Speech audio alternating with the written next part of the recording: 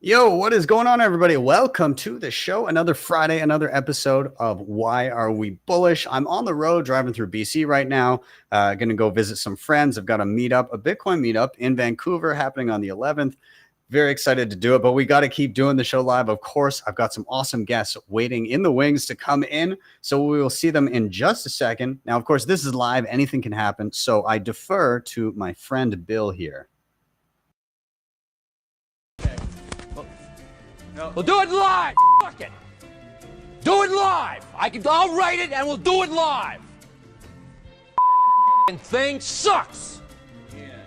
Now, if you have not already, please do like, subscribe, share, all those things. They help a ton getting this content in front of more eyeballs. I am Ben with the BTC Sessions. This is your daily session.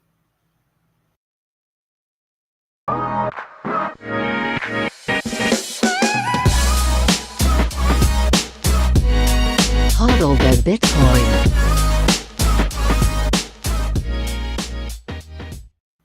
Now, before we bring in our guests, we're going to take a quick look at where we are in the market right now. I'm pulling up timechaincalendar.com, and simultaneously I'll pull up that live chat. That'll be over on the right-hand side for all to see from here on in, for better or worse.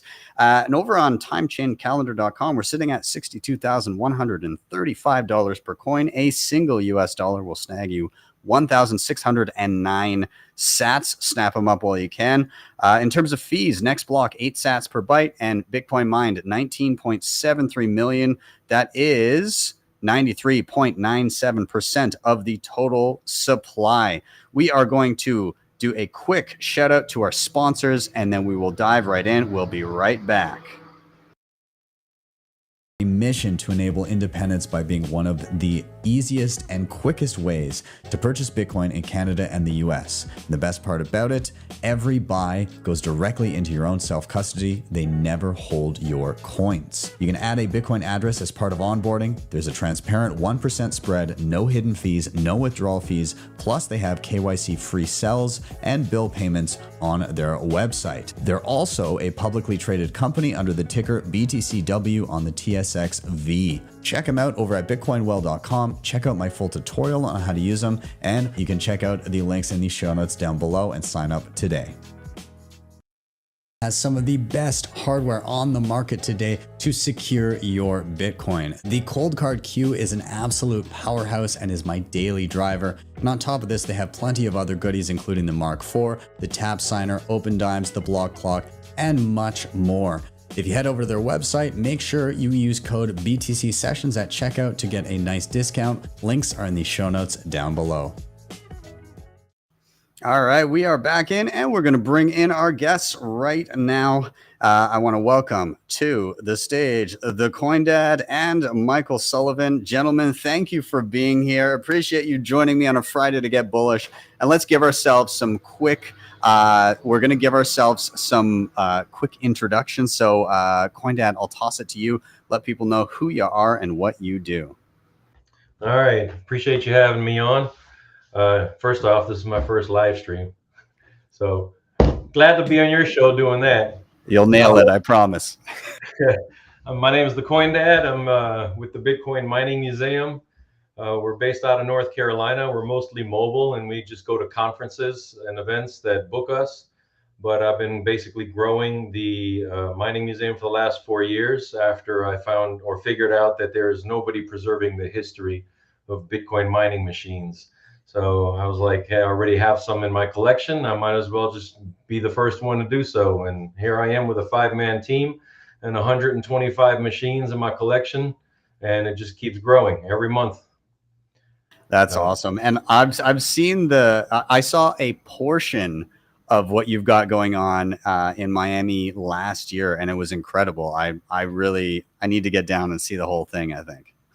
Yeah, that was half of it, the one that you've seen. But yeah, Mining Disrupt just about a month ago when we did Mining Disrupt, that's the biggest one I've done so far. That was the whole shebang. I think I might be at that one next year, actually. Have you ever been to the Mining Disrupt conference at all yet? I've not. They reached out, so I might swing down for it next time. Okay, maybe we can do get on stage and do a little talk on there, a panel. That'd be pretty awesome. I'd enjoy it. Well, awesome. I'm glad that you're here, and I'm excited to hear about why you're bullish this week in a little bit here. But before we do, I'll toss it down to Michael. Michael, welcome to the show. Can you give yourself an introduction as well for anybody who might be unfamiliar? What's up, everybody? Super pumped to be here. Longtime viewer of the show. My name is Michael Sullivan. I'm a software engineer and a novelist. Most people that follow me on Twitter know me as the Bitcoin fiction guy. I've been avidly working on a book for the last couple of years, and I'm just so pumped to get it out there for all of you. But yeah, I got about 1 million things to be bullish today, and I'm very excited about it. Awesome. Well, I'm glad to hear, and we're going to dive right in. So for anybody watching that may be unfamiliar, this is Why Are We Bullish? Really simple premise to the show. Each one of us has come with a reason for being bullish, and the flow of the show is really simple. Whatever that reason is, somebody's going to drop their reason, discuss whatever is exciting them in and around Bitcoin. So that's their chance to rant. As soon as they're done that, number two, all together, we're going to riff on that reason together. Comments, questions, whatever the rabbit holes we decide to go down. And then number three, when we put a bow on that topic, we're going to rotate to the next person. So really simple. Reason, riff, rotate, all the way through until everybody has had a turn. So with that, I'm going to dive in. I'm going to get started with my reason for being bullish. And this centers around an application that I've been using, just a phone app that I've been using quite a bit the past little while. It's relatively new, and my wife is actually using it as well. But they just dropped an update that I think is really, really cool. So so first off, and maybe I'll share my screen here because I want to show kind of what the app is if anybody hasn't heard of it before, and then dive into what they added. So I'll grab this up here. So for phone wallets, I really, really enjoy Aqua Wallet. And Aqua Wallet, basically, it gives you a couple different things. It allows you, of course, to use regular on-chain Bitcoin transactions. Great. You can do that all day long, all you like. You know, it's self-custodial. You have your seed phrase, all of that. Fantastic. But then it segregates the on-chain from Lightning and Liquid as kind of like a spending wallet. And both of those are interoperable, meaning that you can send and receive Lightning transactions. You can also send and receive Liquid Bitcoin transactions. And they're both interoperable. In the background, there's just like there's something called bolts that will automatically swap to and from the Liquid network, regardless of if you're accepting a Lightning transaction or not. It just does it all in the background for you. Now, the interesting thing is you can also swap between on-chain Bitcoin and your spending wallet. So you can say, oh, I'd like to, you know, I want this for day-to-day use and I want the lower fees and quicker transactions. I'll just swap from my on-chain to my spending wallet. And that'll trigger an on-chain kind of or a peg into the Liquid network. And so that'll sit in a separate balance. The one thing that wasn't there is if you were receiving, like say you had Bitcoin in cold storage and you wanted it to be spendable in a Lightning or Liquid wallet like this. What you had to do before is you had to send on-chain Bitcoin to your Aqua wallet. And then so that would be one on-chain transaction. And then once it was there and confirmed, you then had to hit the swap button, and that would do another on-chain transaction to swap between on-chain and Liquid. And so in a high fee environment, that was a little bit of a pain in the butt, and it could be expensive. And so with the latest update, they've added automatic peg-ins. And what that means is if you're here in your Aqua wallet and you go down to settings in the bottom right, there's an advanced setting called direct peg-in. And when you do that, if you hit receive and then under the Liquid receive, there's a little button that says direct peg-in. It'll give you a regular Bitcoin address. And as soon as that regular Bitcoin address receives an on-chain transaction, it will automatically peg into the Liquid network and give you Liquid Bitcoin, meaning that if you have money in cold storage and you want it to be spendable in, like for Lightning transactions, It's a single transaction to get it to swap. If you're receiving a transaction from somebody and you would prefer that to be in the form of Lightning and Liquid being able to spend easily, normally, again, you'd have to receive the on-chain Bitcoin and then swap it afterwards. With this, you can just say, send Bitcoin to this address. It will automatically swap into the form that you would like. And so the reason I'm bullish on this is because we're starting to see a change in how wallets work. There used to be an individual tool for every single job. And now what we're starting to see is kind of these all-in-one. I have on-chain, I have Lightning, I have Liquid, and a lot of the complexity is beginning, not fully, but it's beginning to be pushed to the background, to the point where I think eventually what we see is when you create a new wallet, somebody will be asked a couple questions about their habits. Oh, is this mainly for long-term savings? Do you do large transactions typically? Or do you want like a portion to usually go to long-term savings versus spending? With a few simple, like layman questions, the wallet will begin to intuit what your habits are and then act in the background the way that would best reflect what you're trying to do without somebody having to know, oh, I need to move the funds here. Then I need to use another tool to swap it to this network for cheaper transactions. And then I need to do this. I think eventually it's just, I've got a wallet and it keeps it as secure or as accessible as I need for what I'm doing without having to think. And I'm really happy to see that, because as somebody who teaches people for a living, it can be a little tough when I'm like, oh yeah, so, there's a regular Bitcoin transaction. Sometimes those are expensive and, maybe use those more for long-term savings. But if you want to spend, then we're going to go over to the Bolt's website and then you're going to get a totally different wallet that uses Liquid or Lightning. And then you're going to do a swap and you got to grab an address from this one and send, like, good luck explaining that to a brand new person. But if you just say, oh, if you're receiving some money and you want to have it easily spendable, just receive it into your spending wallet. That's an easy direction to tell somebody to do. Go to your spending wallet and hit receive and you're good. I think that's where the flow needs to go. And I'm very happy to see these things. And while I recognize this isn't yet that, it's another step in that direction where the back end is getting sorted out to get to that point. So I guess that's kind of, in a nutshell, my reason for being bullish. And so in opening up to you guys, I'm curious, in general, your habits with wallets and, how are you using Bitcoin at the current time?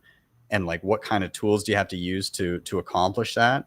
And are you a day-to-day user of, like, are you doing those small transactions, or are you still like an on-chain kind of purist, or where are you guys at? Whoever wants to dive in first.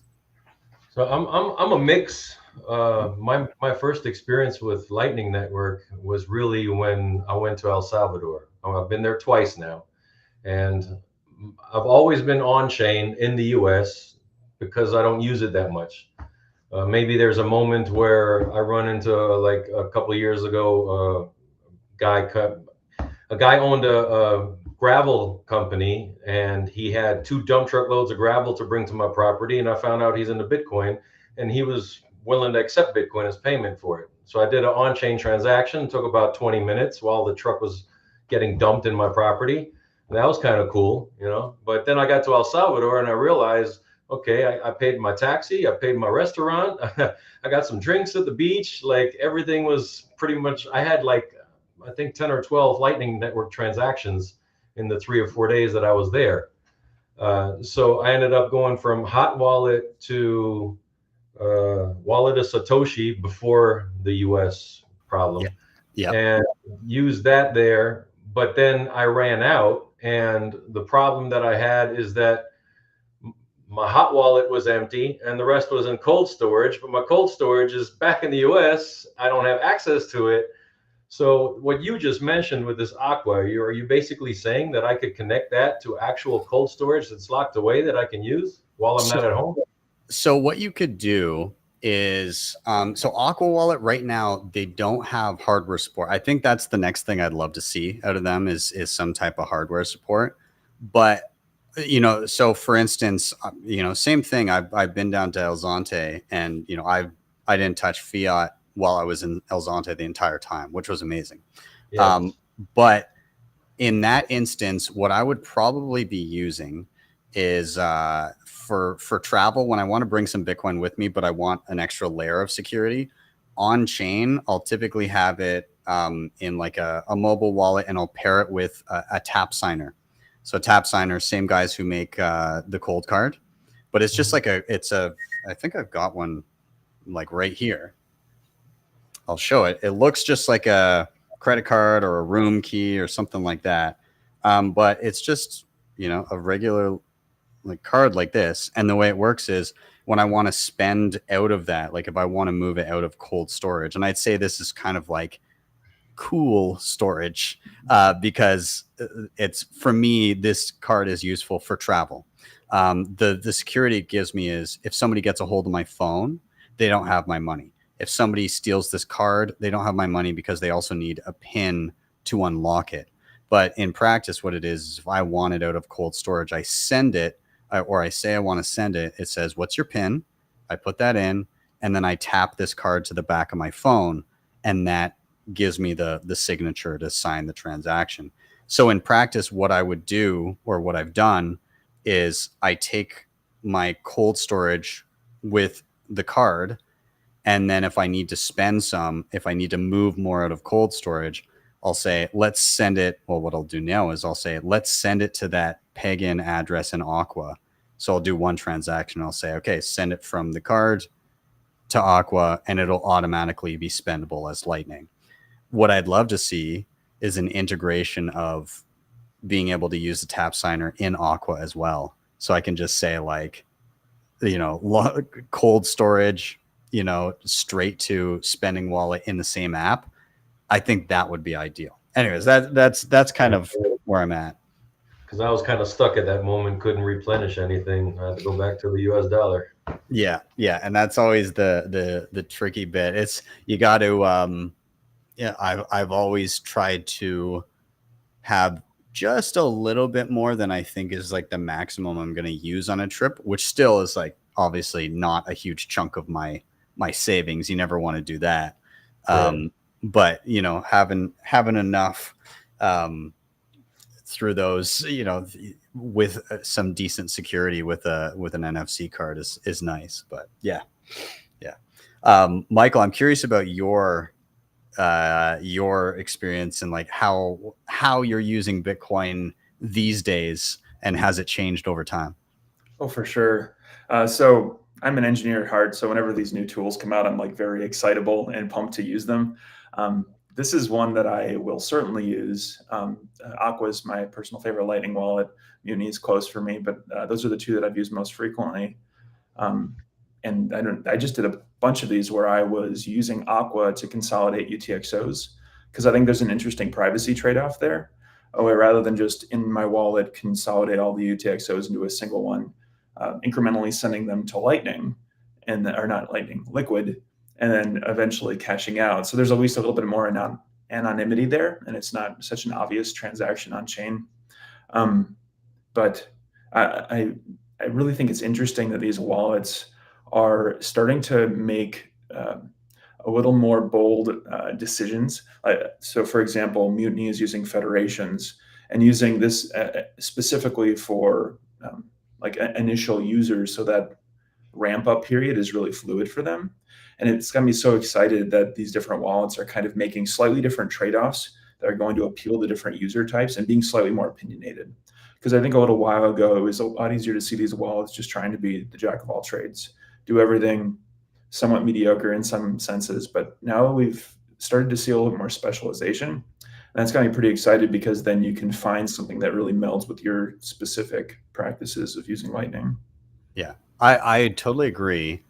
Where when it's trying to be a catch-all, it can, at least if it tries to do it all at once, it can fall short in every area. Mm-hmm. But when there's a focus and there's a a commitment to a certain type of backend flow, then I find it's a lot smoother. I really love what Mutiny is doing with the federations. I know there's been some issues here, and it's so early with Fedimints, but I think we're gonna have to start educating people in the inverse fashion of what we're used to. It used to be like, okay, let's learn about how a seed phrase works and on-chain transactions. And now that you know that, now there's this thing called Lightning, and that's probably the thing you're going to use all the time. But then in high fee environments, it's kind of like, well, are you actually going to like put $500 into a channel as your first experience? Probably not. So maybe you're going to be using some type of Fediment or some type of cashew type system initially. And I honestly think that the end goal is to get people to be as self-sovereign as possible, not your keys, not your coins, but you can't introduce them with a ton of friction. And so I think we need to kind of flip education on its head and start at the lowest hanging fruit, which is getting people to do getting people to do a transaction in the most accessible layer at the time, and then work your way down the sovereignty stack to hopefully get people to on-chain cold storage when it's economically feasible. It's really hard sell to be like, listen, you got to get yourself a $200 device, and you got to run a node, and you got to do these transactions that are going to cost you 10, 20 bucks each to get your savings. And since it doesn't make sense to get 50 bucks at a time, you're going to have to, ape in with like a few $1,000 or like, that's not going to be somebody's first step, but they're more likely to get to the point of having on-chain UTXOs to themselves if their first steps aren't so scary. Oh, you just download this app, hit receive, there you go. And you can, I love the idea of being able to work your way through that sovereignty stack within the same environment. And that's why I liked Mutiny, is you had come in with Fedimints, and so you don't have to worry about Lightning channels or any of that.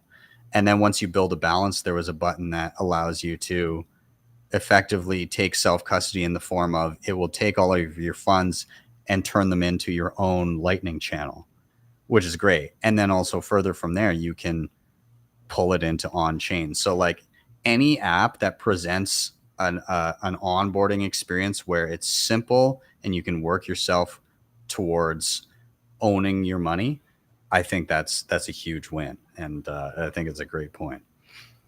I work with a lot of engineering types, and this is, I see a lot of it in the Bitcoin space as well, where your initial first touch on Bitcoin was so much more complex, and you really wanted to dive into this thing and understand the deep nuances of this. And I think as the future waves of adoption, just some of the people that are going to be coming are very much likely not those hyper analytical engineering kinds of people. Yeah, I think it's important to kind of improve our communications with those folks. Yeah. The days of everyone in Bitcoin either being like a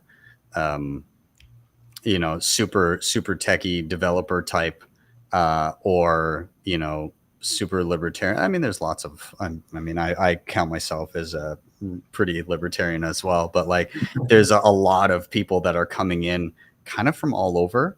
And given that Bitcoin I believe will be used by everybody, it just, I think the types of applications being as accessible as possible is a positive thing. And at the same time, there's always going to be the tools that give you every bell and whistle and advanced feature that you want for the people that have been around the block and know exactly how they want to do things, which is great. So yeah. I just asked, there are a few people, suggestions of wallets that people liked here as well. Zeus, Mutiny, Green. Yep. Played with those. Absolutely. I also got Phoenix. Yeah. Phoenix is great. And if I dare ask, how do you have Phoenix in the US? I haven't used it in the US. I actually used it in El Salvador. Oh, there you go. Okay. Because of the whole wallet of Satoshi thing shutting down, Mm-hmm. I switched over to Phoenix after that. And they actually pulled out of US app stores, but you must have been able to download it Yeah. while you were in El Salvador. And so once you have it, it'll auto update from then on. So you don't have to worry about it. I think they were being overly cautious as well. Do you think we'll ever see a day where things are kind of set up kind of like credit cards are today, where you literally just tap a machine at the gas station and walk away because the payment is done? That already, it does exist. Your way for Bitcoin. Yeah. Yeah. I mean, the tap cards for Bitcoin already exist. It'll just be, how does that work on the back end? Like, it'll be, is the gas station accepting Bitcoin, or it'll be, is there some sort of a swap working with the fiat system where you can tap a Lightning enabled card that triggers a Lightning transaction to an entity that then swaps to fiat and pays the gas station? I feel like all of those things will exist until fiat ceases to exist, and then it'll just be the gas station accepts Lightning with a tap card. Hopefully we'll still be alive by then. Yeah, exactly. Yeah. Before we do a little rotation and jump into our next topic here, somebody is asking for hardware. What do we like? And also, Out of Compliance mentioned Speedwall. I do quite like them. They're pretty easy. They've got like a browser plugin, so you can just pay direct from your browser and pair that with your phone, and I don't know, super easy to use. But for hardware, good question, Omar. I'm a fan. I love my Cold Card Q, which is like the bigger one with like the full keyboard and everything. There's so many bells and whistles on that thing. And usually when I'm traveling, I got a tap signer going on. Is my typical setup. But I'm curious what the Coin Dad and Michael are using. What do you guys? Oh, there we go. Is that the new Trezor? No, this is the limited edition where they only made 2013 of them for their anniversary. I have one of those. Bitcoin. It has no shit coins on it. Perfect. That's exactly what I want to hear. That's fantastic. Yeah, that's the Safe 3, right? I've been using. Yeah, that's not the new 5. It's the 3, but I still use the 1.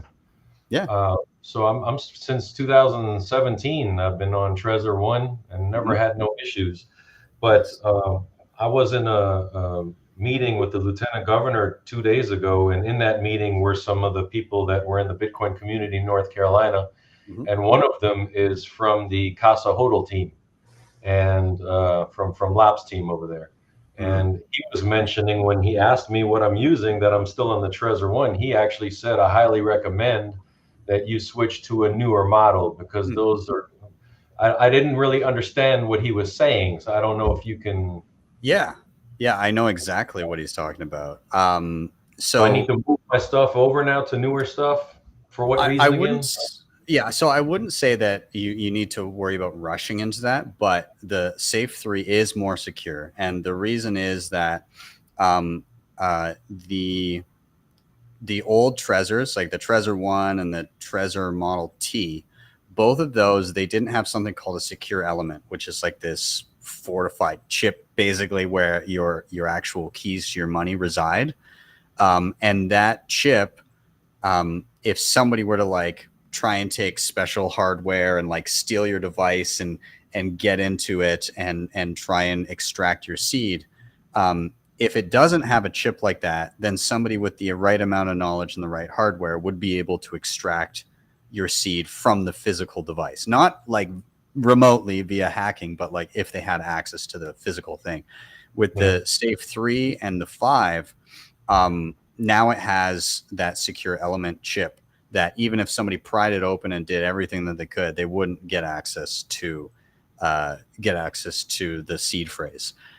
Now, if you have the older Trezors, one thing that does mitigate that attack, the physical attack, would be if you added a passphrase.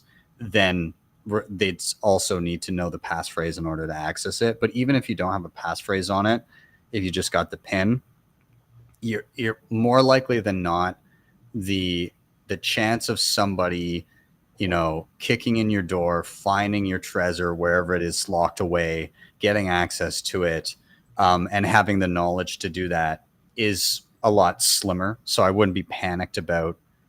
You know, the key thing is you don't want to move hastily and screw up in between, but just calmly, like setting up a new seed on your new device and then just gradually moving funds over.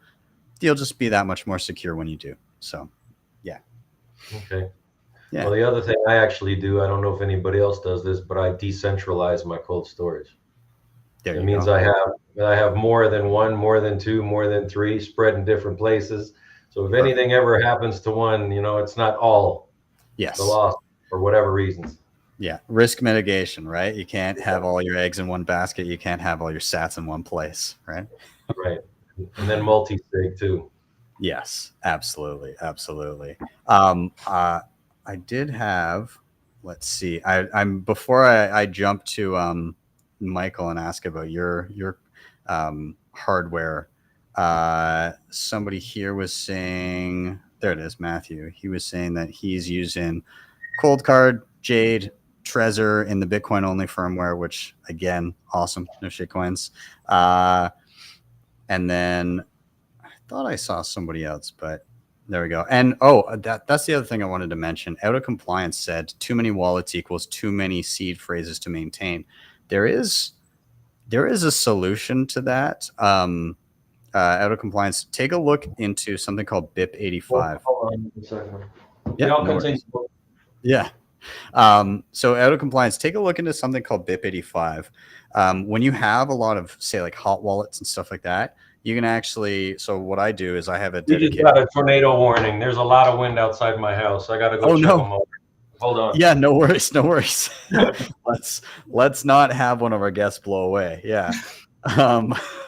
Yeah. So Out of Compliance, check into BIP85. What I'll do is I'll have like a dedicated cold card, and you can generate like they're called like child seed phrases from the parent. So you basically have one seed phrase, and then you would say, I would like account number 1 or 2 or 3, and each one of those has its own seed phrase, which you can always go back to the master and regenerate. So if I have a cold card at home that has its own seed phrase, I could say, give me a new seed phrase for account 1, and it'll spit one out.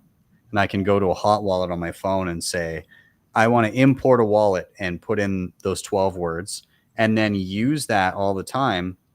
And if I accidentally smash my phone or delete the app, I don't need to back up that seed phrase. I just need to have my cold card, and I need to go back to the cold card and say, what was account 1 again? And it'll spit out that seed phrase and I can restore it. And so I only ever have to protect the cold card and the cold card seed phrase. And then all these other hot wallets and all the stuff that I tinker with, that's all just in the sub accounts. And if any of those are compromised, nobody can work their way backwards to compromise the cold card. So it's a pretty cool system, worth a look. I probably a little bit of a convoluted explanation, but it solves your problem is what I'm getting at. So, Michael, I'm curious for you though. Do you have any favorite hardware stuff that you've worked with? Yeah, your talk of BIP85 actually is the perfect lead into what I was going to talk about a little bit too. I've been accused before of being a walking, talking advertisement for Cold Card. I'm a huge fan of it, along with Sparrow Wallet specifically. But what I like so much about it is that as I've progressed along my Bitcoin journey and I've wanted to learn about new things, more custody strategies, the Cold Card has always been right there with like absolutely everything and completely adaptable to what I need. Not only that, but also does a good job at kind of teaching you without teaching you. It has these things there, sort of hints at things, and I've improved my process a lot directly because of it. Like for example, like I randomly got interested in CDXOR a little while ago, specifically watching BTC Sessions video about it. But I was like, I'm curious if my Cold Card will adapt to this, can it do things like this? And of course, it's got every feature I've ever needed. And I'm very frequently talking about its praises. Yeah, you can dive pretty deep when it comes to a Cold Card. I on the old one, like the Mark IV, when that came out and I did a video on it, I was like, I want this video to be the most in-depth Cold Card video that exists. And I went through it and I tried to cover everything, which I couldn't. because more features came out afterwards. But that video was 2.5 hours long. And it just goes through like the basics, but then it goes through every like extra feature, little trick, curiosity in the background. Yeah, so like it's super versatile. You don't need to use it to that extent, but you can if you want to. So it's pretty cool. So I think the air gapping mode specifically was incredibly interesting when trying to orange pill relatives. Seeing that the thing literally didn't even have to be plugged into the computer, I think really made some things click in the brain of how unconnected to the traditional computer vulnerabilities it is. Yeah. I find that's always an aha moment for people. When people see, again, you've got a device and you don't connect it to the internet in any way, and then you say, I just made a Bitcoin wallet and I'm going to take a little bit of info from this device on an SD card and put it on my computer, and I'm going to just let the computer know about my addresses, like basically let them know like where to deposit. And people are like, hold on, how are you able to approve, like how are you able to receive to your cold card if it's not plugged in? Or how are you able to receive and approve a transaction if your cold card never goes on the internet? And you have to kind of like step back and say, well, listen, like the cold card doesn't hold, or any hardware wallet doesn't hold any Bitcoin. Like it literally holds no money. All the Bitcoin is on the Bitcoin blockchain. It's a global ledger. So it's kind of everywhere. What your cold card actually holds is keys. So you can kind of think of it like there's a digital lockbox in the sky that holds your coins, and you've just got a key. So like all you need is your key to unlock that box so that you can take out the cash, and then you can slide it into anybody else's slot. But like it's the keys that you're holding, not the money. And that's that moment of, oh, like it's a mental hurdle for a lot of people, I think. You know, when I learned that, my learning moment for that was when I accidentally had my Trezor in my my pajamas, and my wife washed everything in the wash, and my Trezor was in there and went through the whole washing and drying cycle. And then I was folding my clothes, and I get to my PJs, and my Trezor fell out. My heart sunk.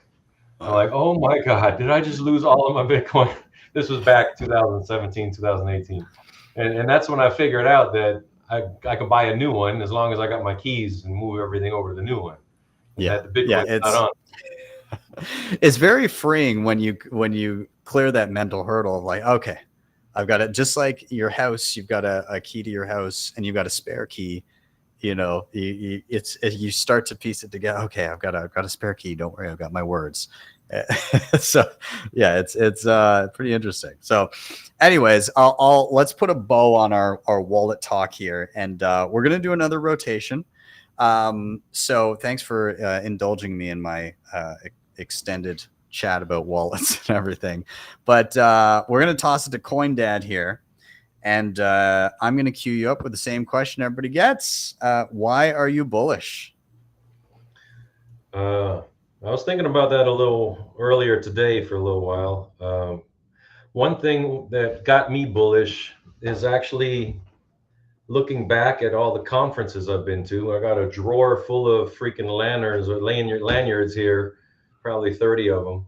And going back from the first conferences, and how over the years, the people that you meet, the booths that you see, the growth in these conferences, or the amount of people that show up, like you could just tell physically, not just online or from any numbers, but just physically, the vibe and the amount of people showing up, and the booths of all the different ideas people have come up with. You know, like in Nashville, it's my first, like I told you earlier before we got on live, it's my first time ever seeing these cards.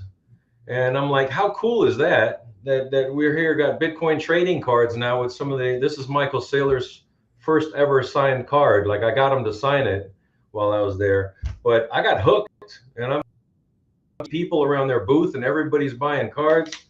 And then you look over and you see the artwork, and then you go around the corner and then you see BitAxe and the little home miners and stuff being sold now, and they have literally tens of thousands of them out there on the blockchain now running.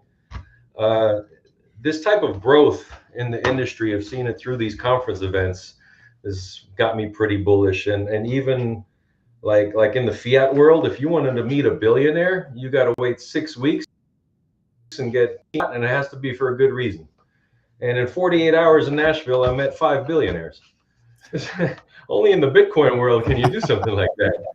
And that just shows you the interest of different caliber level people, even up high, that are coming into the space. And that's got me pretty bullish. That's awesome. I mean, shout out to the Bitcoin trading cards guys.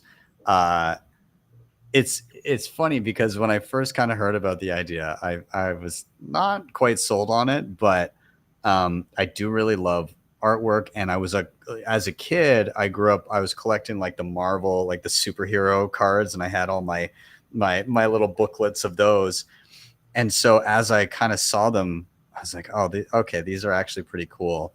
And they've done a really good job, not only just with the artwork and the product itself, but also just like the way that they've been able to hype it up and build this crazy community of people collecting all these, and like you get each other's cards. I was in Miami last year, funny story, and I walk into the bathroom and I go up to the urinal and I like sidle up beside Dylan LeClaire, and I was like, yo, I pulled your card, you got to sign it. He's like, cool, you got to sign yours. And then as we're like talking about it, Gladstein comes in, he's like, ditto. So, all three of us in a row. But so they ended up putting my stupid hair on a card too, which I'd nerded out to extensively when they did. And I think it's such a fun project. Those BitAxes are awesome too. I just did a video on that a couple weeks back, and I have the Nerd Axe, but same idea, a fork of the same project. And shout out to Scott. He's the one that made the first prototype, and he lives like an hour from me, and I'm friends with him. He's a great guy. He's actually in the chat right now. Is he? Yeah, there he is. He's just there he is. Like, excited about the 22 devices. What's up, Scott? Yeah, I actually have the BitAxe prototype in my museum, signed by him. That's awesome. Yeah. That's so cool. That's so cool. Yeah, there's so many. It's wild how many events are going on and the scale of where they're at right now. Like that's true too. Like you can't even go to all of them anymore. There's so many a year in so many different places. Yeah, no, it's impossible. Michael, have you been to a bunch of? You've been out to some events this past year? I have not. A young baby. Right. Yeah, you're running the gamut. Very antisocial, which is a little bit against my personality of going out and loving to talk to people. But the Bitcoin trading cards thing, like, it's so inspiring to me how many subcultures are within Bitcoin, and specifically creating different sorts of art. Like just there's so many different things. A lot of the Bitcoin fiction that I've been pretty into is just like there's a subculture there. There's a subculture of like music in Bitcoin. It's wild how many of these things there are, and just how much support there is across the whole community for each of them. Yeah, it's really cool. I love the I mean, it's natural that this happens as a interest in a particular thing grows. There's going to be subsets of people that are super in tune with certain parts of it. Again, like it's a case in point, we've got mining, we've got, like you were talking about, fiction. Obviously, I'm kind of on the wallet and device side of things. Funny enough, the mining side of it was quite a blind spot for me for a long time. It took me years before I even tried anything really. So like people tend to specialize a little bit, but that's what these events I think also are beginning to cater to, because now there's so many events that you can't just unless you're like the Bitcoin conference, it's really tough to be an all-in-one when there's so many going on. So I think we're probably going to see a specialization in events as well. Like you'll have like more kind of dev hackathon type things. You'll have hardware related. You already have mining related specific events. I think you'll have privacy related events. You'll probably have the lightning. I mean, you already kind of do have lightning only events, so that you're seeing like this specialization of events to attract certain types of Bitcoiners even now. Yeah. Yeah, it's I mean, so you were at mining Disrupt, you said, right? Correct. How's that one? Like, I've not been to it before. Right outside of Miami Airport. They were in a Miami Convention Center, and I'm guessing it's 4,000 to 5,000 people, miners from around the world.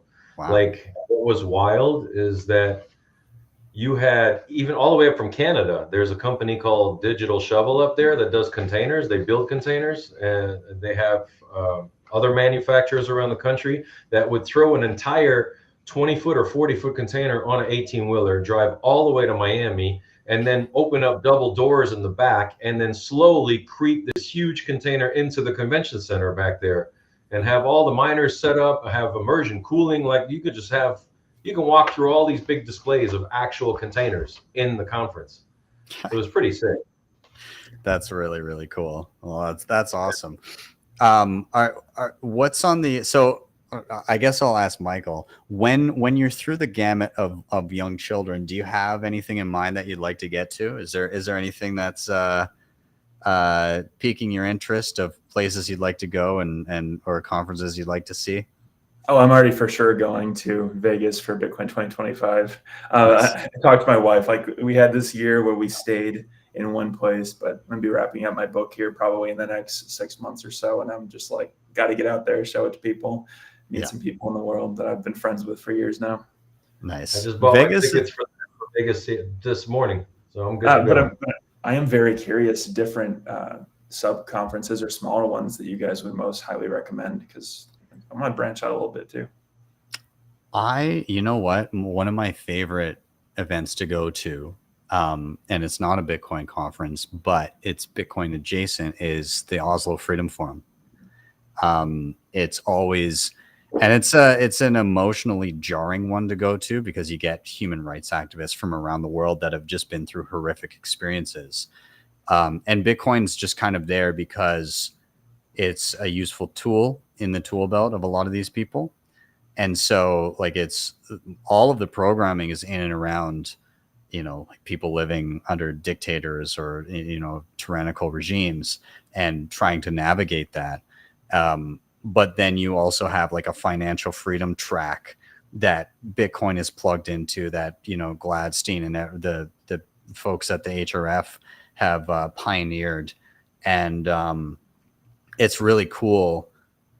I think that we get into a bit of a trap of where we all go to the Bitcoin conference or Bitcoin conferences where everybody is all about Bitcoin and understands what everything is. And so you kind of, you get into, even though you can appreciate it when you go back home and nobody gives a shit about anything you're talking about, but you get to that conference and you're like, oh, everybody loves this, everything's inevitable.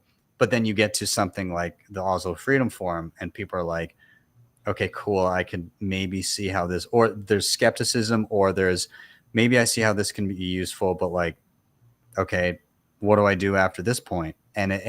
Or I need the app to do this because this is what I need to do.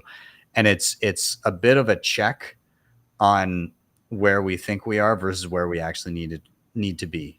And it allows, I think the HRF is now going out and trying to work specifically with the people that are in areas that are most difficult to use Bitcoin, but also the developers that can build the tools to help those people. Because until you actually speak to the people that you're trying to solve the problem to, how can you possibly solve the problem? And so, yeah, that's one of my favorite things to go to, is just you get to see Bitcoin in a very different light when it's juxtaposed against this pretty heavy general topic. So, yeah, that's for me. So you're constantly in orange pill mode versus being in an event where everybody's already orange pilled.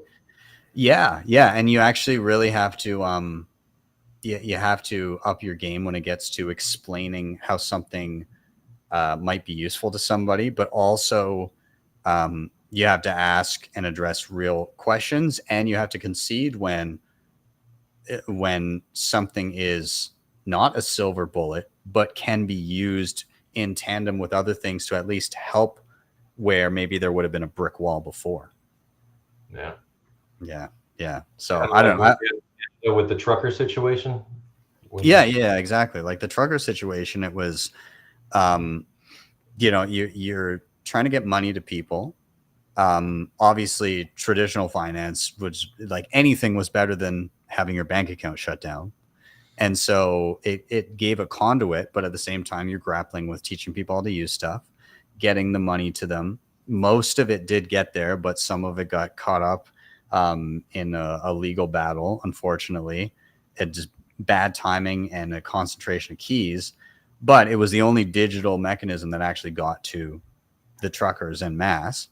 And then, there's privacy issues where, because of the haste with which it was done, where it was easier to audit, like, where are those Bitcoin right now? And it was easier for them to say, like, we're going to try and flag certain addresses if they go to exchanges.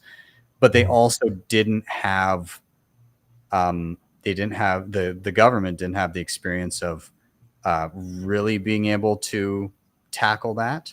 And so they were pretty ill prepared for it as well. So it was pretty much as simple as, like, if somebody had moved to another address and then deposited to an exchange, it wouldn't have been a problem.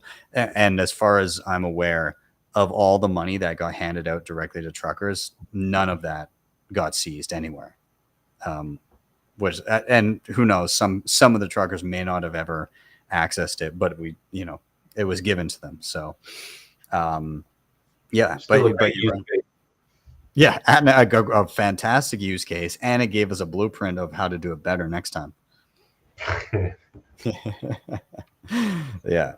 So, the other recommendation that I'll toss out there for events, I'm going to a couple through the end of the year. So I did a lot of traveling this year. I got to cut down a little bit next year, but I'm going to I'm going to go to Unconfiscatable in Vegas in September. That's just a weekend. That's like a fun one that I'm looking forward to. But Tone Vase does that one, right? Yeah, Tone Vase does that one. So I didn't make it out last year, but I'm going to go to that one. At the end of August, I'm actually going to one that's been around forever. It's called Baltic Honey Badger in Riga, and that one's just amazing. I love it so much. It was so fun last time, and it's very, like, high signal. It's one of the oldest existing conferences that are out there today. Where is it? It's in Riga, Latvia, on the Baltic Sea. Wow. Okay. Yeah, I've never heard of that one. Yeah, it's the town itself is very medieval. Really, really cool place to do it. But it's awesome. I'm going to Lugano Plan B. I've never been before, but that's in Switzerland. But the one that I've really loved this past year was Prague. BTC Prague was insane. Like the size of it and the focus and the organization. Like it was an absolutely amazing conference. I think it's going to be super busy. I think there were 10,000 people there this year in Prague. I'd be surprised if it wasn't 15. I've never been to that one. I want to go to that one. And I spoke to the founder of the event because there were some people asking me if I'm going to bring my museum to that one. And I have never taken my museum out of the US before. And I think the only way that I would ever, because I'm white glove, hands-on with my team, nobody touches my stuff. Because like right here, I have only one of these, and this is the oldest 13-year-old miner FPGA before ASICs that I own. If this falls and breaks, I can't go on Amazon and order another one. So it's like, if I was to ever take anything out of the country, it would be like on Michael Saylor's jet, and I pack it in the jet, and I'm on the jet with my team. Michael, you heard it here first. We need that jet. If you could just land it for a weekend. That's the only way I would bring it, because ain't nobody from Lufthansa or anywhere else touching my stuff. Yeah. Well, again, the organizers of Prague, Martin and Matthias, they're amazing. They put together an incredible event, and I think it's late June next year. But also, Prague's a beautiful city, so if you get the chance, you should probably check it out. Yeah. Well, with that, I guess we can put a bow on this topic as well. We have one more rotation to get through. But before we do, I got to give a quick shout out to our remaining sponsors. Also, we're going to give away some sats when we get back. So everybody get your Lightning wallets ready, get them queued up because somebody in the audience is going to have to try and snag these sats before anybody else does. So if you have a wallet that can do LN URL withdrawals, then just get it ready, because there might be a little QR code on the screen to send you some sats ASAP. So we'll be back in 1 minute. We'll see you guys soon.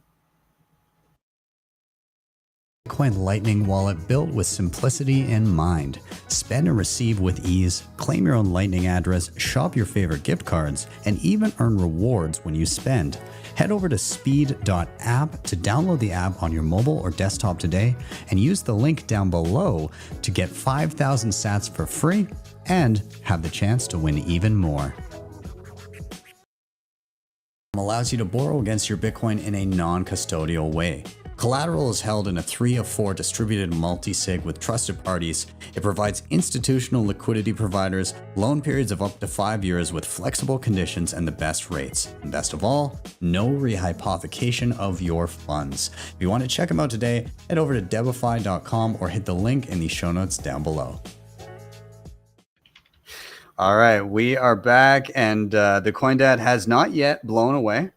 so you be careful there. Let us know. I mean, I guess we'll see the lights flicker if it gets a little too wild there, but be careful. Yeah, I got Elon Musk satellite dish, so I'm pretty surprised that we're still online in the middle of a heavy storm outside.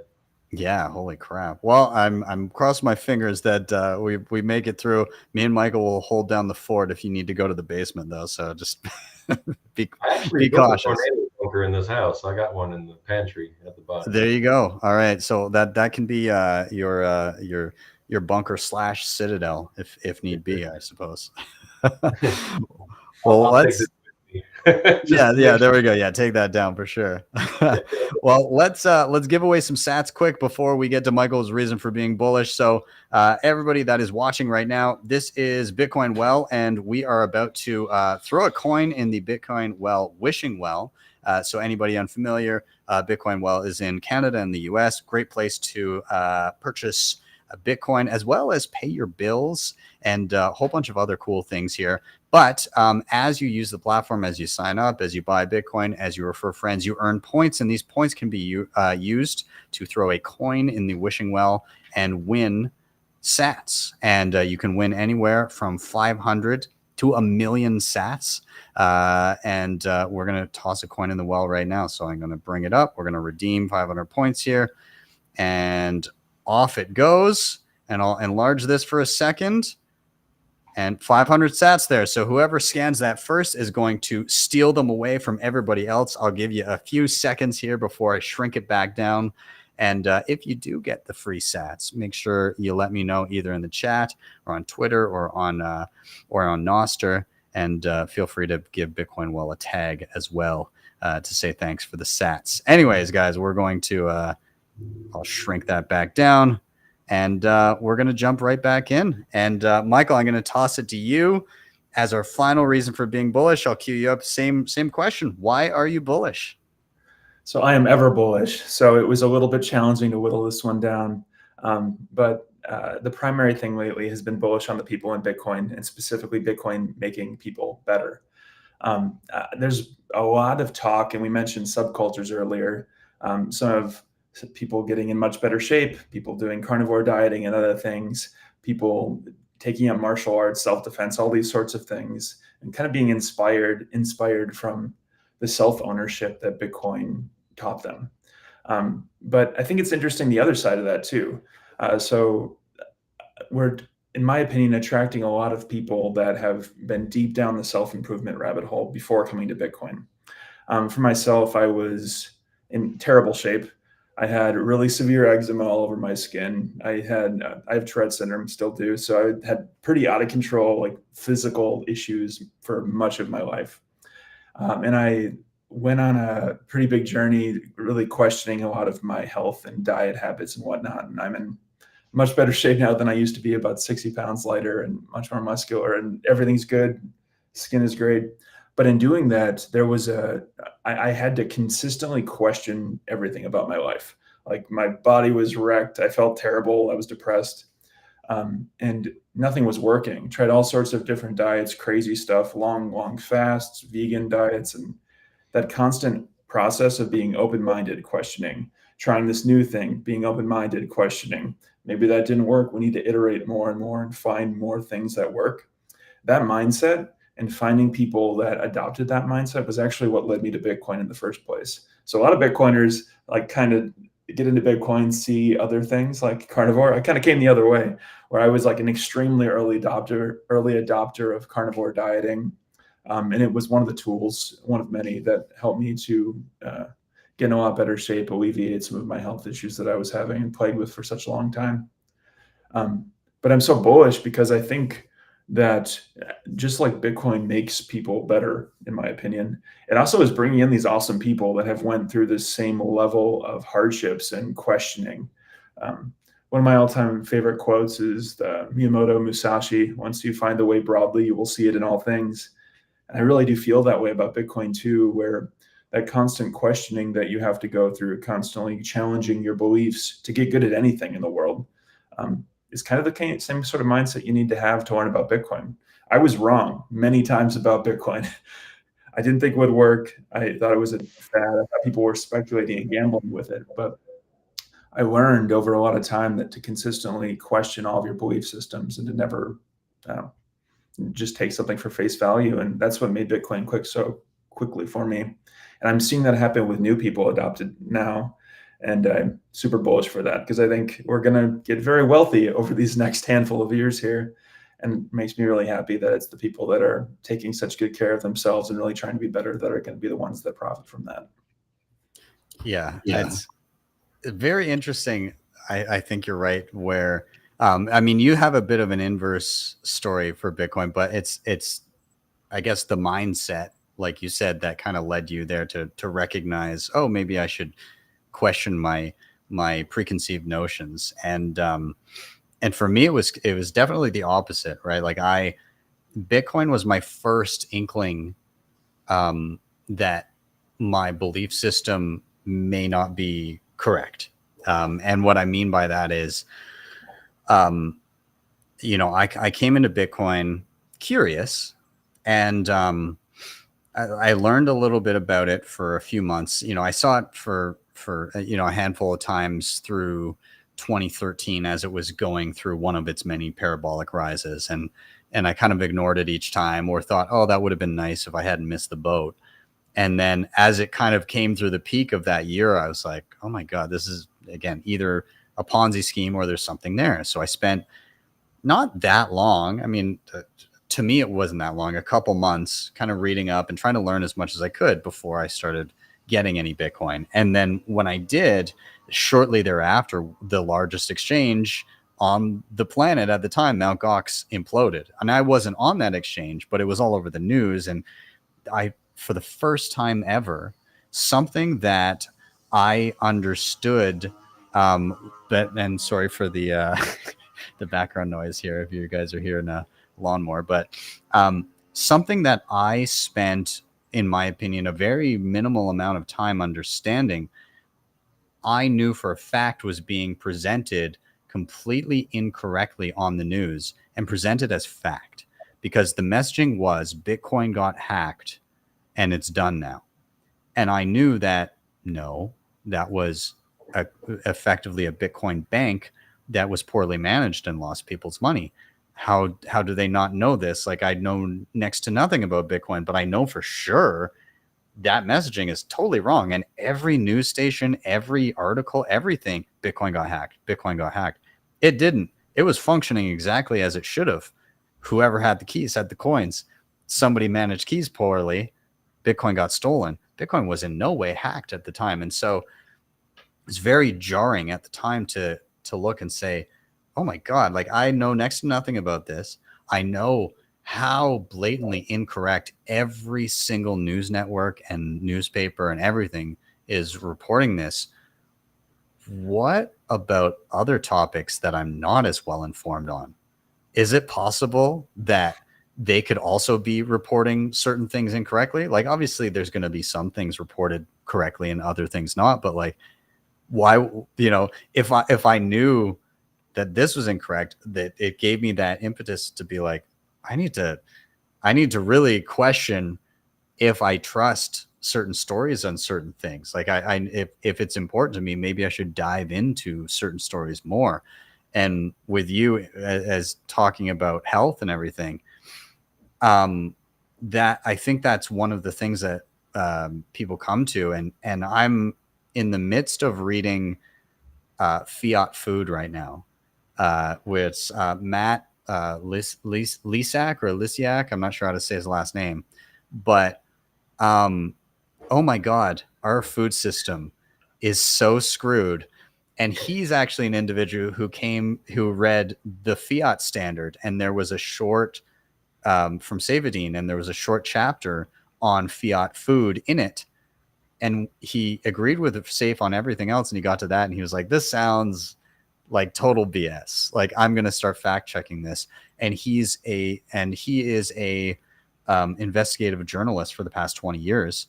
And so he started, and, you know, he specialized in like uncovering government corruption, and he dove into it, and he was like, actually, it was massively understated how corrupt our entire food system is. And he goes through the entire history.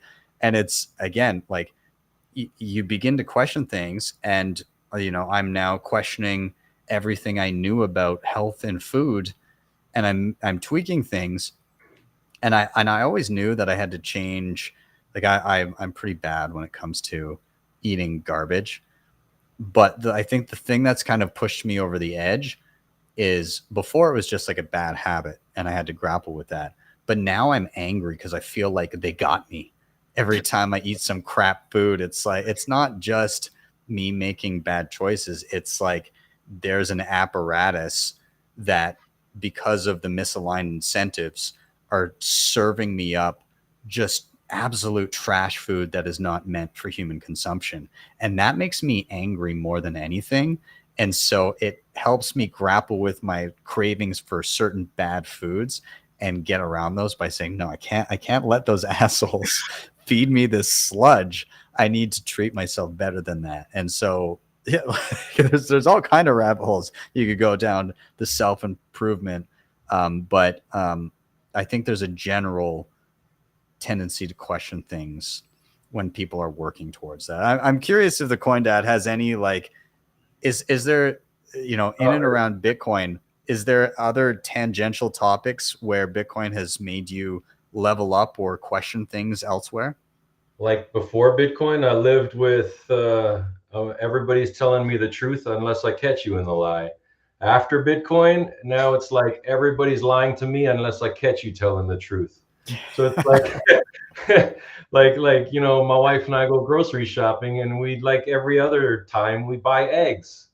And then you see the eggs are just a regular yellow. And then my neighbor has chickens, and then we tried his eggs because he gave us some as a gift, and they're Bitcoin orange on the inside. I'm like, how come the regular eggs are not like this? And now here we are with 14 chickens in our own backyard eating our own eggs. and then we eat fish, and then we see that there's crap in the fish. And now I built a pond, and I got my own bass and my own crappie, 500 of them in there, and I feed them myself. So it's just like, even on my own 15 acres, Bitcoin has caused me and my wife to look at things differently in the light of the food side, the health side, even down to like getting vitamin D from the sun. Like skin cancer is most likely from the lotions you put on your skin, not from the sun. So it's you know, and I learned a lot of that from being in El Salvador, from the people that are there. So, but I didn't go to El Salvador. I would have never went to El Salvador, but unless it was for Bitcoin. So it's like Bitcoin doesn't just change your life financially. It changes your life almost in every aspect of your life. in so many different ways. Like we could sit here another 6 hours and go down that rabbit hole right now. It's great. I love seeing people kind of make those leaps and just the general kind of self-improvement and working towards being better. And I think it's a function of a couple things, but it's mainly a function of the fact that you can just have anybody, you have seamless global communication instantly. And humanity is still grappling with that quite a bit, because obviously we need to learn how to disseminate information and think critically about things. And before it was just, no, I've got my box at home that tells me what's real and what's not, right? Everybody just had the evening news and that's it. And it was very easy to just get society to blanket believe whatever you want when that's all you have to serve information. And you can't go on or you can't hear have somebody go viral for proving something to be false. Like that didn't exist before. And so now I think we're beginning to see humanity as a whole grapple with the idea of we're not going to get information top down anymore. It's going to be much more bottom up, and it's a lot messier that way, but you get to the truth quicker that way as well. And so, yeah. And we're, you know, obviously all of us at some point or another will be wrong about things. But that comes to the surface quicker when it's actually open discussion instead of shutting things down and preventing people from sharing information. And so I think we're going in the right direction. It's just, it'll be a bumpy road, kind of getting everybody there. And there's always going to be pushback. There's always going to be the people that are worried about disinformation and, oh, we need to prevent everybody from speaking and only have trusted sources of information. I think the total opposite. If somebody is spewing BS out there and it's completely wrong, let them do it, but let better ideas bubble to the top. Let people, like, force people to actually think for themselves and sort through the information and figure out what is good information and why is this bad information. You know, like I think if we weren't bubble wrapped and babysat at our entire lives or for generations prior, maybe we'd be an awful lot better at it today. I don't know. I'm so glad you brought up the internet thing too, because we have this just incredible resource, so much data at our fingertips, where when I was going down the health rabbit hole, I really went through that first principle style reasoning. And that was kind of what got me out of it, looking through how humans had lived for hundreds of thousands of years first. And initially I was like, okay, well, this was an interesting tool to solve this problem, really thinking through the core things. But then the same thing worked for Bitcoin, thinking about what is money, what problem does this solve, rather than just adopt the previous BS information that the news fed me. And now I'm like, okay, well, maybe we can apply this learning strategy to almost everything. We have this gigantic wealth of information out there. There's a macro skill you can learn in improving your ability to parse that information. And it's just incredible. There's so much stuff out there, and it's very optimistic in my opinion. Yeah. And are you guys at least a little, I don't know, the scary part to me is this whole AI thing. You know, like my grandmother got a phone call from somebody that has my exact voice because they copied my voice off of a YouTube channel saying, hey, I'm in Dubai at the airport and they took my passport and I need $2,000 to get it back. And my grandmother called my dad calls my wife. My wife's like, nope, he's right here next to me. He's not in Dubai. So that's one experience. Another one is through Telegram. There's hackers that are taking the CoinDad name, or not hackers, but scammers, and then trying to sell cheap machines in my name, because I'm a broker outside of the mining space. And one of my clients lost $45,000 in Bitcoin just 3-4 weeks ago down in Florida. And then another one 2 weeks after that for $14,000. And then a publicly traded company CEO called my cell phone and says, hey, I've been talking to the CoinDad for the past week on a $500,000 deal. Was that you? And I was like, no, I'm sitting here watching a movie at home. That was not me. So it's scary how the internet can be awesome in many ways, but then you have to be very careful in many other ways as well. Yeah. I think you're going to get to the point where, you know, like already you're talking about voice spoofing, right? I actually, for the first time, had somebody do that, being me the other day, call somebody that I knew, not phone call, but like a video call, or not video call, but like a voice note or something, because they had started up some fake page saying they were me, and then they wanted, you know, somebody to send them money or whatever. Anyways, the person was, you know, was being cautious enough to ask to send me a message and say, hey, is this you? And then they kept, you know, kept stringing the person along for a little bit. And then the person tried to get them to think it was actually me by sending them just a voice message. It wasn't quite there. Like it just sounded a little slow. And so something was off about it, but it was still scary. Like it sounded like me. It just was, something was weird about it. But you're going to get to the point very quickly where it will be a perfect image of you, like a video call with your voice, with your face, with everything that looks exactly the same in real time and can just have a conversation. That's already, like, that is this close to happening.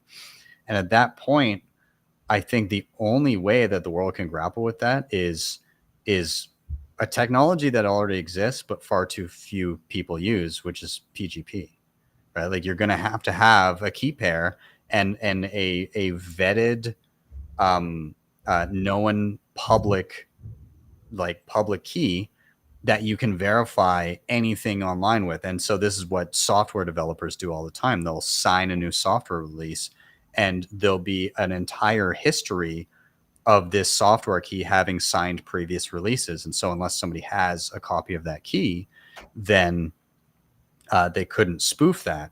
And so, you know, I think we might get into a situation where, and maybe Nostr becomes this, right? Maybe the idea of having a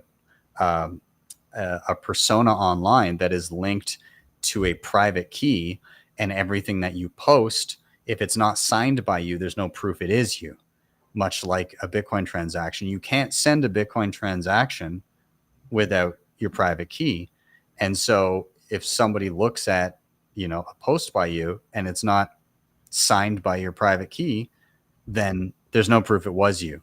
And the nice thing is, even if that key is compromised, somebody could pretend to be you, but you can also, with the same key, go and say, hey, this key is compromised. I'm moving to this one. And like you can at least let people know that it's compromised at the same time that somebody's saying, you know, incorrect things on your profile. So like but at the end of the day, it all comes back to the real world. It all comes back to being in meet space with somebody, because you can then get multiple people to vet you, because you can speak to them in person and say, yeah, this is my new key. And then that person with their private key can sign a message saying, yes, this is the correct key. And you can get like a web of trust going, but it all comes down to real world connections. Like no matter what we do online, it's going to come back to the reality of the real physical world. And but people are going to have to navigate that. Anything you see on a screen, it might not be real from now on. What I like to do is ask them, that's my military background, but I ask security questions like, where did we first meet ever? Like, where exactly was it? You know, things of that nature that nobody else can answer. Yeah. Or even in a live, like I tell some of my clients, if you have doubts, before you send any money to do anything, do a live video call with me and make me hold my driver's license up next to my face. And so even with AI technology, that's kind of hard to do because you don't have my updated driver's license. Yeah. Things of that nature. Yeah, 100%. And again, like it can be worked around, but people really, really need to get used to the idea that anything they see and hear, if it's not in the real world, at this point, you don't know if it's real or not. So, and that's not the ideal place to be, but the world will catch up real fast when it becomes a real problem. And it's about to. I think so. Yeah. So gentlemen, what I want to do, I know I like the rabbit hole that we really got down there. That's great.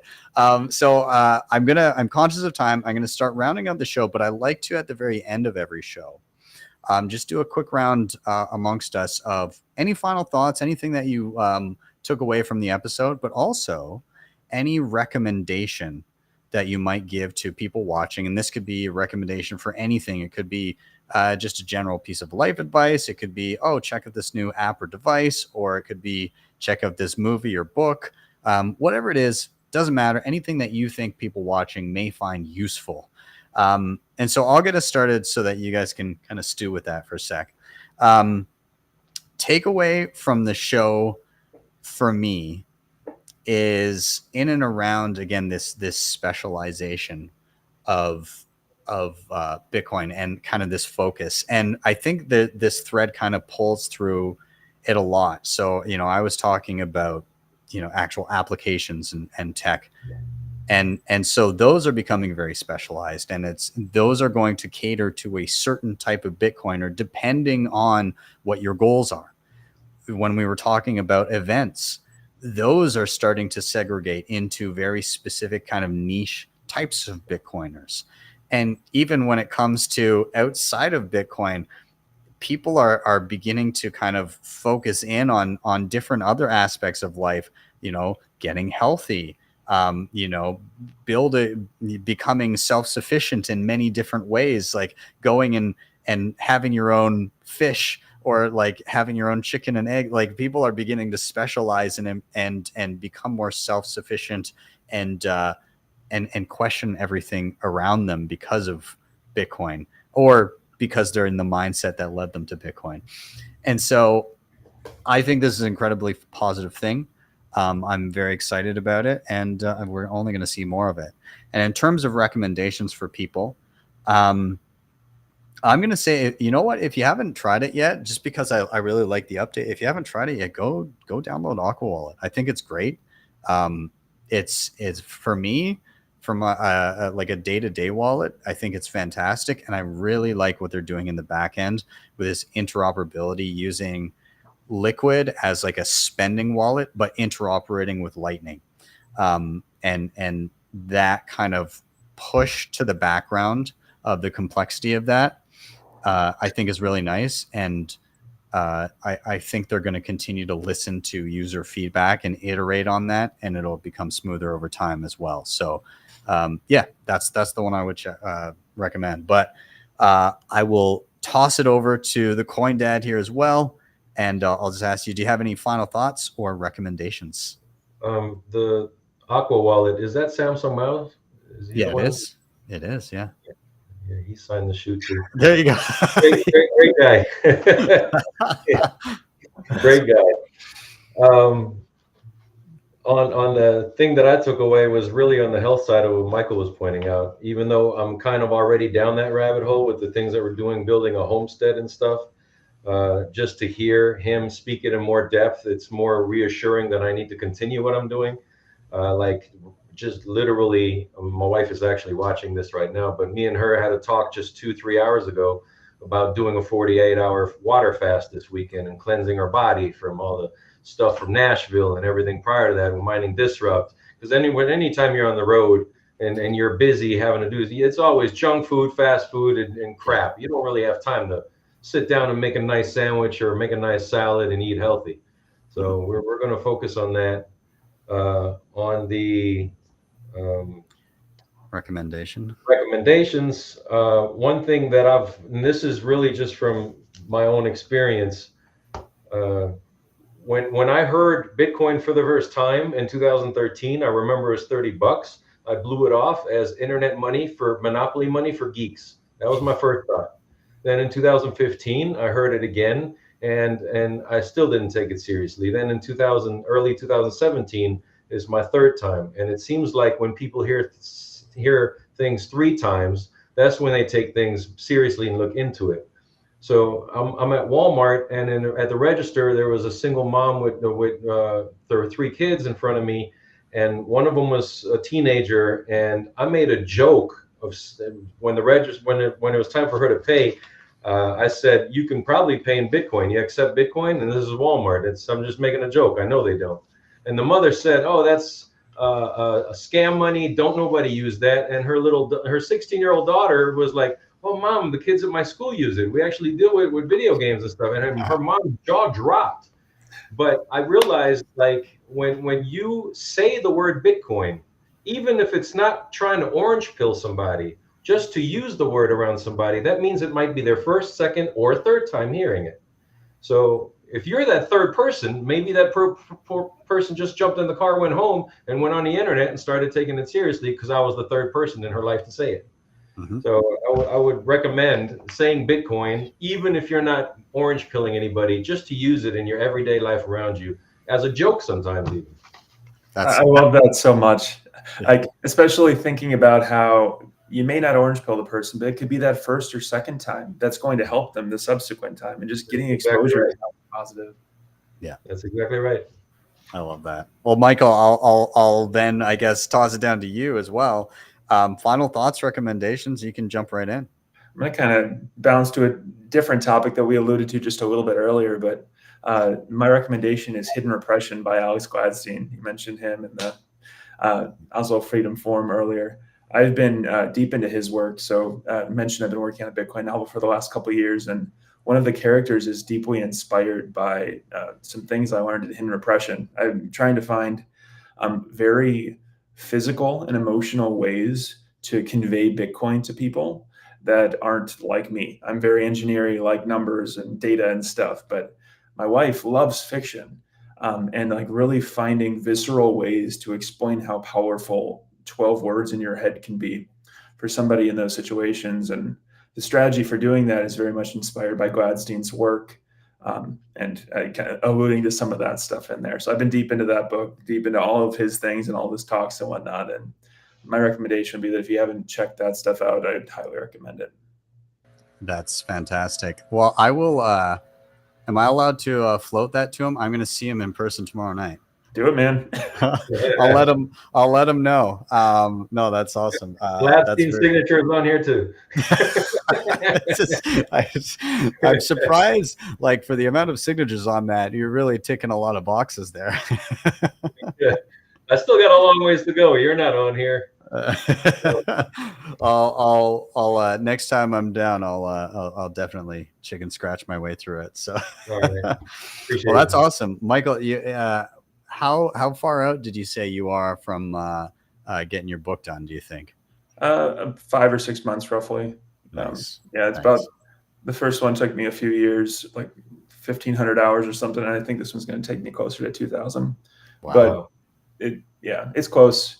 I am super bullish on that right now as well. I had my wife, who's like a very good editor, read it and definitely conveyed and connected some Bitcoin topics for her. So that was just the most reassuring thing. Like, this thing I'd been trying to do, it works. So now it's just connecting some of the bits that are a little bit messy and making it as captivating and emotionally driven as possible. So a person that's not crazy interested in Bitcoin literally can't put it down anyway. That's incredible. That's awesome. And you, again, that book recommendation, I've got to say, it's a very concise, like, it's a short, concise, easy read. I've never been more angry when reading a book than a Hidden Repression. It's just so the IMF and the Bank of International Settlements are just so impossibly malicious. Like, I just didn't realize, like, the degree to which the amount of misery that they have bestowed upon the world through their systems. So if you haven't read it, yeah, absolutely. Hidden Repression by Alex Gladstein is a hell of a read, but it does end on a positive note. And it was like a breath of fresh air as I got to kind of near the end of the book. And it's just, oh yeah, there is hope. So yeah, highly recommend. And I'm glad you brought that one up, but awesome. Well, for those that are not into reading, God Bless Bitcoin just came out, and I recommend anybody to watch that. And I think it's also a perfect orange pill documentary to send people to. Awesome. I love that. I haven't watched it yet. I've got it queued up. I just been a little busy this week, so I'll be getting to it soon. Well, awesome, gentlemen. We're gonna round out here. That was fantastic. Everybody watching, of course, both these gentlemen, their handles are in the show notes down below. So make sure you give them a follow, see what they're up to, and keep your eyes out for the next appearance of the Bitcoin Mining Museum and for Michael's book when it does drop. And gents, I will just say again, thank you so much for joining me on a Friday to get bullish. And of course, you both are welcome back anytime. I turned my date night down just for you, Ben. This is a hotter date anyways, right? Awesome. Thanks, guys. I appreciate it. Have a good weekend. All right. See ya. All right. And everybody, thank you guys so much for being here as well. I hope you guys enjoyed the show. Again, please do follow these gents. Their links are in the show notes down below. You can also like, subscribe, share. Those things help a ton. You can hit up the previously mentioned sponsors in the show notes down below. That always helps. And finally, if you are perusing the tutorials on the channel and you need a little bit of extra hand-holding, you can reach out to my team at bitcoinmentor.io. I've assembled an incredible team of amazing Bitcoin educators. They can help you through anything from wallets to hardware to multisig, Lightning and Layer 2s, running a node, home mining, all that stuff and more. And you can reach out again, bitcoinmentor.io. You can book a free 15-minute session to kind of assess what you need. And then if you feel like it's the right fit, you can move forward with a session or a package. And on the same note, if you know friends and family and you're going to be pointing them that way anyways, then we do have an affiliate program as well. That's at bitcoinmentor.io/affiliate-registration. And you can sign up to be an affiliate of Bitcoin Mentor. And actually, you earn in Bitcoin. And every session that you refer a person to that they end up signing up and paying for, you get $21. And you get paid out every month in Bitcoin as long as your balance is above $200. So yeah, get over there and feel free to earn some sats on the side while people are getting educated as well. But with that, I'm going to round out. Thank you guys so much for being here. Again, appreciate you guys joining me every week. It's always a blast, and give these gents a follow. I'm out. Have yourselves a wonderful day or evening, wherever you may be. See you guys next time for your daily session.